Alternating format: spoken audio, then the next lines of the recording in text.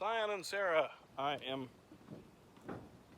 not dressed in any special way. I was going to do some yard work in a little bit, but I didn't get to be there for your nuptials. For one, you're out in California, but there was some stuff that I thought would be pretty cool to say. And had I been there to perform your nuptials, or at least to bless off on it, I know Sarah said she wanted our blessing. By the way, Sarah is a very special girl, which I know you're very aware of. So please take care of her and be the godly Christian husband that you are supposed to be. But let me say what I would have said. I'll tell you a secret. Most preachers only have a few weddings. We just rework them and rehash them for each person. Same way with funerals, though I've done a lot of funerals, so I've had to learn to morph and adapt and have several in my repertoire so that I didn't do the same one a second or third time. And of course, after I asked Sarah, talked to her this morning, I found my invitation. And a lot of people are doing micro weddings now, especially with COVID, and especially because you guys live in California, where they're like, hey, don't do anything. So let me say what I was going to say. I'll try to say it quickly, but there's two W's. Of course, I'm a Baptist preacher, so I have to do an alliteration.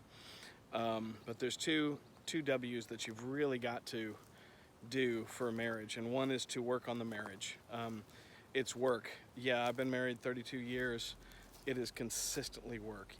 Coming back from deployment, every week, this past week, it's work. It's really work. It's work to be completely, or for the most part, selfless, to be the person that your partner wants you to be, to learn how to see things through the lens of your partner and somebody of the opposite sex, and understand why they say things the way they do and do things the way they do. So work on the marriage.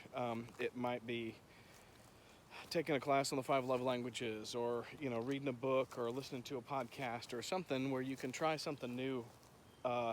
Don't do like they did in Fireproof and wait until your marriage is done and on the rocks to decide to go be something crazy.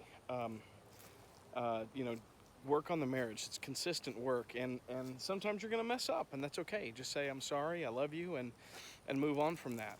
And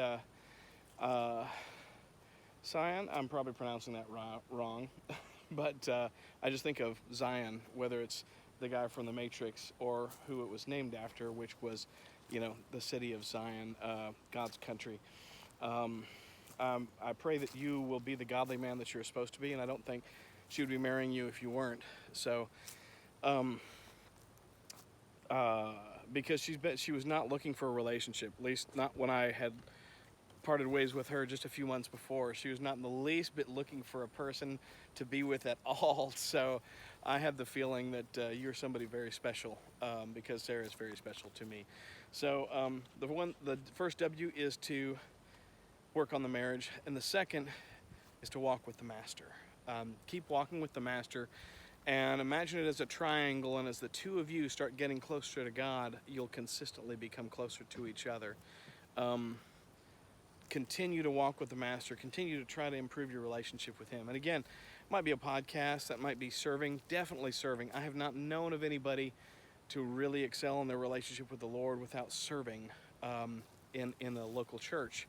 So, or serving in some way. I suppose there's some way other than the local church, but I think the local church is, through the book of Acts, what God really wants us to be, and that might look like a Bible study, that might look like a big church building, I don't know what that looks like. It might look like a Sunday school group, but nonetheless, walk with the Master, as well as work on the marriage, and your marriage will be, I won't say it will always be smooth sailing, but in your marriage can be, what is it that I say in that ceremony?